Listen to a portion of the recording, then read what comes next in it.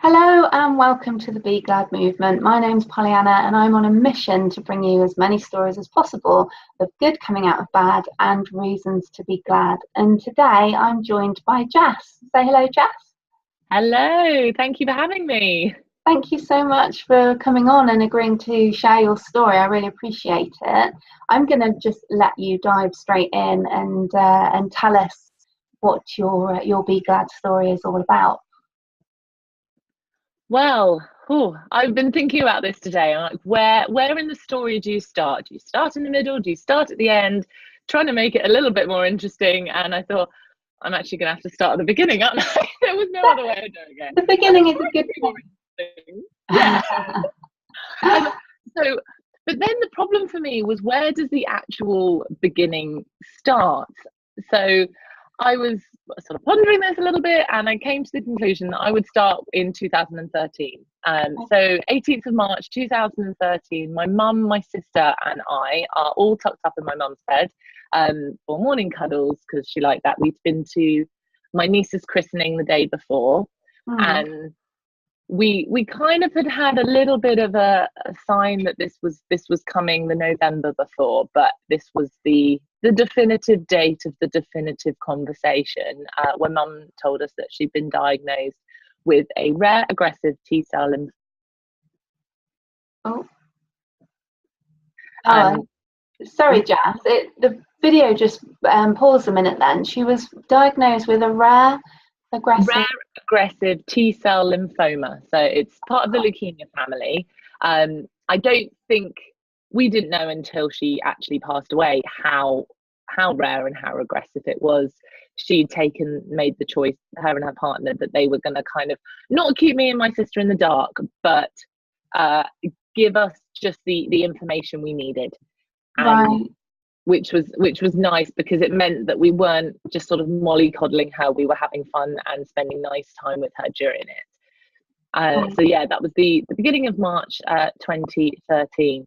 Up until that point, I'd had a fairly, I wouldn't say common or normal, but unnewsworthy life.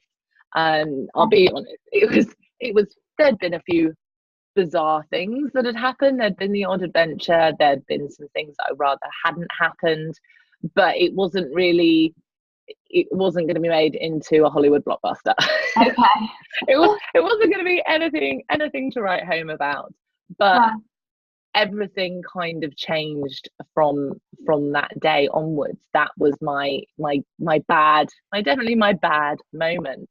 And it really kick-started something in me of reassessing my life. The first big change for me was health and fitness, which I find a lot when people have had someone close to them or themselves get ill, is that they suddenly look at their diets and they look at their exercise. For example, of how big a change I've made, I've gone from running bed and breakfast in Cornwall to becoming a personal trainer. So it really made an impact on my awareness of health and fitness. And a lot of food got thrown out of our house because I suddenly realized how awful these things were. That was sort of the first stepping stone. Is mum's ill, but she's a very healthy person. She's a very active person. She eats well. And actually, she wasn't a very active person, and she ate appallingly. Oh gosh. She'll smite me for saying that, but actually, in the grand scheme of what is now a healthy diet and the things we're putting in our bodies and things, none of us in our family at the time were doing particularly well. And both my sister and I have made a big turnaround on that. And that was sort of the first step when she first became ill, because at that point she was in a fighting phase. She was making changes. It was lots of frozen wheatgrass shots and do this and this, and some I'm gonna pronounce this wrong, Reiki healing. Yeah. And we so as a family we were all getting into this and all getting behind that side of things as well. And then it was, as I was getting fitter and as I was getting healthier and starting to like a bit more what I saw in the mirror, what I realized is I did not like what was going on up here. I did not like what was in my heart. And I suddenly realized this massive epiphany of mum getting ill. I really did not like myself. Right. I didn't like who I was with other people. I wasn't being, and I know this word is thrown around a lot at the moment, but I love it, authentic. Yeah. Yeah, wasn't being authentic to myself, wasn't being true to how I wanted to live. And I can't imagine I was a particularly great person to be around. I've always really been a few good quality friends. And I don't think, even now I think I'm a nicer person, that will ever change. I'm mighty in power. And I had maybe a couple of friends that were like clinging on by their fingernails to me, and sort of maybe hoping that I would make this turnaround, or maybe they were a bit blind to quite what a cow bag I really was. But I realised, and it took a while. It was, I suppose people think these kind of shock things happen instantly, and it wasn't. Mine was gradual over a couple of years, and there were some big disasters in there. One of my realizations was I wasn't happy in my marriage. And so it's kind of, some people would see that a bad thing coming out of a bad thing, but in the end we parted as friends, and we had a lovely time together. But it wasn't, the marriage kept me in a place physically and mentally that I didn't want to be in, and it didn't resonate with me. And so that disappeared. The weight disappeared. I was a size 16 in the February. That was in the February before mum was where am I? Yeah, in the February. And no, I lie, I'm going to backtrack. In the size 16 in the February after she was diagnosed. She was diagnosed in the March. She went into remission in the October, and then that February I bought my last size 16, and I was like, that's it. I'm really going to turn this all around properly. And by the November, I was into a 6. So I went 16 to a 6 over that like 11-month block. In the middle of that, separated from my husband, and we were like filing for divorce. So that was all going through. I decided I wanted to requalify in something. Didn't know what. Decided we wanted to qualify in something, and a couple of people at the gym kept saying to me how what I was doing was really inspiring, and that I should consider being a PT. And part of, I suppose this was part of the problem, but where I was living at the time, it was quite a narrow approach to work. It was for some people living in Cornwall, which was where I was living at the time, is paradise. For me, absolute hell. And there was this quite sort of narrow definition of what you could do for work, whereas London, where I live now, it's a bit more of an anything is possible kind of place. So down in Cornwall, it was kind of like I was looking at the standard jobs and thought, oh, PT, personal trainer, that would be quite fun. So in the space of those like first couple of years of mum being ill, I'd lost all this weight, was getting a divorce, was requalifying, and I'm really starting to turn my life around. We then hit another big brick wall when mum actually passed away. She briefly went into remission, which we later found out was they were just completely stunned that this had happened. She went in for an appointment because treatment wasn't working, to find out why it wasn't working, to be told she was in remission, which is not normally quite how you'd expect the conversation to go. So we were all very excited about that, and that was in the October, and then we found out in the July. So my slightly dodgy timeline. So we got October to July of it being, it was good and it was okay, and then sort of re-diagnosed. She'd had a few trips in, and I kind of had an inkling, and that broke me. Finding out in the July broke me, because I knew that was it. There was something in my bones that was telling me, no, this isn't. The first time we found out, I was like, no, this is fightable. We're going to get through this. This doesn't happen to us. This happens to other people. Like everyone always says, this doesn't happen. This happens to other people. And in the second time, I was like, no, this is it. This is our new normal, and this is sort of the beginning of the end. And I hit another epiphany moment of I'd started making all these changes, and then I'd got stuck again. Right. And I was like, I needed this second jolt to push me through it. So we got the second jolt. At the time, I was dating someone new and realised that was heading for disaster as well. Okay.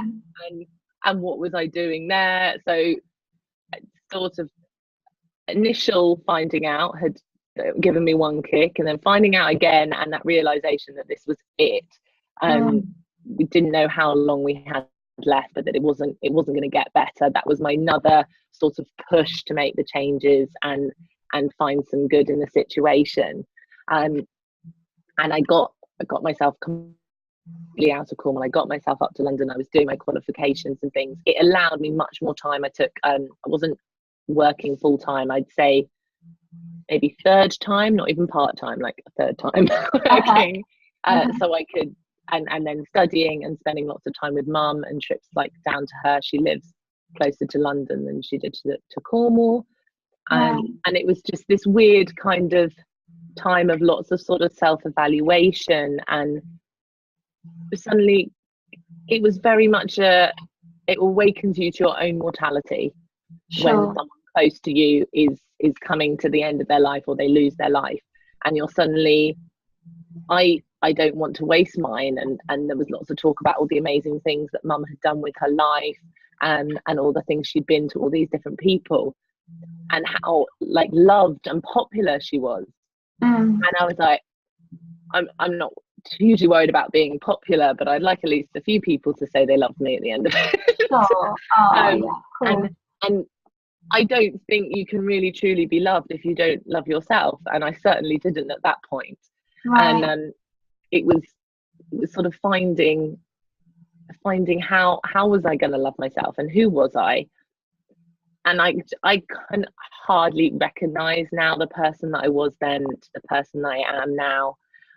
Again, I made another leap when mum actually passed away. So it was sort of these steps, these gradual steps. I don't think I could have done it all at once. I think I would have ended up in the loony bin.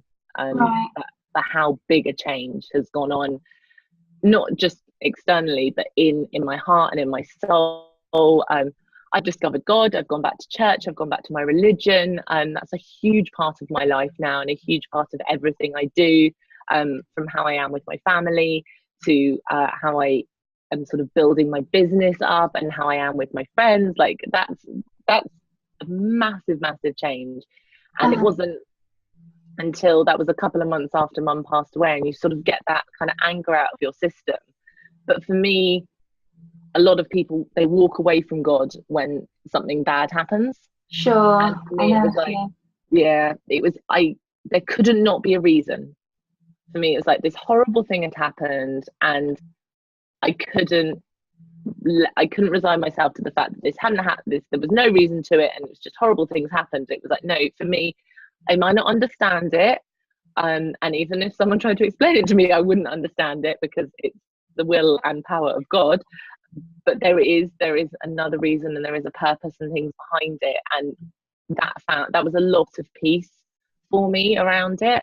And yeah, I found an amazing church family, and they've taken me on this journey of self-discovery. So from this horrible thing that is cancer that took my life, it gave me the oomph to find my life. And I would obviously much rather still have my mum. And it's very tricky when you're doing the looking on the bright side, particularly if it's a loss of a person, you would always rather have that person. But as I can't, this is the best thing that could have happened. From everything to getting my head straight has made me find an amazing partner and to be in an amazing relationship, and getting fit and healthy has sorted out some medical issues, and the two together have meant that I've got this amazing kid now, literally best baby in the world.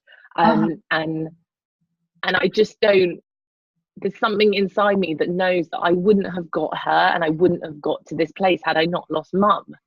Which is it's a really bizarre realization, and I feel like that little bit of mum with us when I'm with her, and I've got this image of her sort of tapping God on the shoulder and going, "Oi, well, you took me. Can you give her kid now?" Like, Oh, yeah. all I ever wanted to be was a mum. I mean, I went to a very academic school, and it was basically you become a lawyer, a vet, a doctor, or a banker. Those were your career options. Right. And I wanted to be a mum. Like, it just wasn't like a considered factor. And And then am I right in thinking that previously, when you were a larger person and living in Cornwall, that you had actually been told that you weren't able to have children? that's right. I had two medical reasons. I was told at 16, it was 16, just before my 17th birthday, I had an operation, and there was loads of like scarring down there and just mess. And they were like, "We're pretty sure you're not going to be able to have kids." And then at 19, I was diagnosed with PCOS, which is polycystic ovarian syndrome. And I wasn't ovulating. I was barely having periods, and they weren't even sure the periods I were having were any kind of ovulation. So it was kind of sort of, well, at some point you'll be ready to try, and we'll pretty much put you straight down the IVF route, but we're still not hopeful kind of situation. And the month that we conceived on would have been my third period in a row for the first time since junior school. Crikey. So I'd had two in a row, and we conceived on what would have been the third time. So it's a little bit of a surprise. Yes, I imagine. Yeah. She's mega. She's the best kid, and my partner is uber dad. He's like the best dad, and she's been the making of both of us, the complete making of both of us. And I can see his level of happiness has changed since she's arrived, and she's just this massive ball of joy. And I do see that massive in part to the fact that the mum isn't with us. She's now in heaven, and she sent this kid down. Which is, I suppose, the biggest good that could come from bad. Yeah, it's such a beautiful way of looking at it. It really is, Jess, because I know that you had some really tough times when your mum was ill, and if anyone is watching this whose parents are poorly, I'm sure that they will know and know that you went through some really horrific times worrying about your mum, and worrying whether she would get well again, or whether you were going to lose her, and that you were on a knife's edge for quite a long time, so that must have been horrific for you. So the fact that now you're looking back, and at the time you were, because there's lots of people that would have gone into a little ball of self-pity, and sometimes you need to have a bit of a pity party and let it all out. But I love the way that you actually took that as a time to reflect on your life and how you wanted to be remembered, and you really used it before she'd even gone. You started using the experiences as a positive boost for your own life. And I like I said, I made a few disasters along the journey, but I feel like they've all been worth it. And I used to play the if game. It's a bit more destructive than the glad game. When you go through your head at 3 o'clock in the morning when you can't sleep, thinking of all the moments in your life where, what if I'd done this instead? And it's really bad. It's not. I used to think it was a great game to play, and now I'm like, no, it's not a good game to play at all, because you can't do anything about it. If for the future works, so thinking about something that's about to happen and playing the if game, great. Playing the if game with the past, just complete waste of time and your soul. Yeah, because you're worrying about things that you can't change, No, and I'm now all about, I look back, I'm very much about reviewing and evaluating the past, but in a way that I can move forward, or learn to let go, or learn to forgive things. And it's very easy when the kid is like rolling around on the floor giggling at me about something, and she's decided their sort of rolling flips around the carpet in just a nappy are the funniest thing at the moment. Because it's so hot and she does not want clothing on. But it's a lot easier to dig deep and find forgiveness not just for other people. I think forgiveness for yourself. Forgiveness for yourself is the hardest forgiveness. And it's, I think, particularly even when mum was ill, like moments where I was like, no, I can only come and see you for one day because we've got this and this on, and you will beat yourself up about it because you're like, I should have been there for every second of every day from the moment she was diagnosed. And it's kind of not realistic, and she'd have gone insane if I'd done that, like me there all the time as well. But it's digging deep and finding that forgiveness for yourself through the process. I think that's one of the most important steps to making changes to your life, because if you're still busy beating yourself up about the things that you got wrong in the past, then you haven't got the energy to move forward, and you haven't got the energy to make the changes, and it's just a bit pointless. And I constantly have to remind myself that mum hasn't got a life anymore. You've got to make the most of yours. I've got to make the most of mine. She hasn't got a life anymore, and she'll start throwing rocks at me if I'm not making like the best of this situation, and using it for better. And we did a big fundraising ball. Where are we? 2 years ago, we did a big fundraising ball because I was pregnant enough that I could tell everyone, which was nice because I got to see family that live abroad that came back. So we've done a lot of sort of fundraising in her name and really trying to find some positives in it, because there are days where you're just like, this sucks. This sucks. I want to phone my mum. And Jess, particularly honey, particularly when it's something to do with the kid. Of course you want like, I should have my mum here to phone this, and she would have loved being granny to my sister's kids, and she would have loved being granny to Felicity, and so there are some days where you're just like, this is crummy, crummy, cancer is crummy, I hate it, I'm miserable, I don't want to do this. And then for me, I look at the kid, or I'll be like, yeah, but I can't change it. That's my big one. I can't change it, or I need to move forward, or the kid is awesome and she in a way came out of this situation, or God has the answer and I don't. Like there's 4, 5, 6 different things that I can then cling on to. But don't get me wrong, those days still happen. Of course they do. And I think they always will, but they take less out of me. They kick me in the gut a little bit less each time. And it's not that you get used to it, you get better at dealing with it. Right. And always sort of finding that positive, or the positive in the now, and the gratitude for what you've got now, and not dwelling on what you've lost. Sure. That's such a healthy way of looking at it, and pure be glad movement mentality, really. Yeah. Well, thank you so much for sharing your story, because I really believe that there's going to be people out there that can resonate with what you're saying, and even if they're not as far down the path as you are now, what you're telling us will give them hope for the future, definitely. And I do believe that just search for those positives in the negatives. Any moment in time is worth reflecting and trying to find a positive that you can draw out of a negative situation, and you've done that so beautifully throughout the whole journey. So thank you so much for sharing your story, Jess. That's all right. Thank you for having me. Thank you. If you like this video, please do hit the like and subscribe button. You can follow us on YouTube, Instagram and Twitter. If you search @BeGladMovement, you'll be able to find us.